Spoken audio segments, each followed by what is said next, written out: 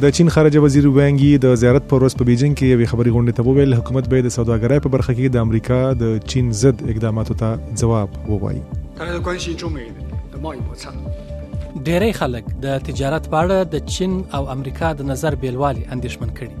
زه غواړم ووایم تاریخ ښودلی چې سوداګریزو جګړو د هیوادونو ترمنځ ستونزې نه دي حل کړي. د چین خارجه وزیر پر امریکا او شمالي کوریا غږ وکړل چې زر تر ژره خبرې پیل کړي. د یمن د پلازمینې سنا اوسیدونکو د زیارت پر ورځ له خپلو ویجاړو شوو کورونو څخه سامانونه غونډ کړل. دا له هغه وروسته ده چې د یمن دولتي خبري ایجانس سبا وویل د سعودي جنگي جهازونو د چهارشنبې په شپه د سنا پر یوې برخې بمباري وکړه او 7 کسان یې ووژل. د سعودي په مشره ائتلاف له 2015 کال راهیسې د یمن په جګړه کې ښکېل شوی او هڅه کوي د یمن واک بیرته د ولسمشر عبدالربو منصور لاسو ته ورشي. په تایلند کې د زیارت پر ورځ د فیلانو د پولو ټورنمنت پیل شو چې 50 کسانو برخه پکې واخیسته.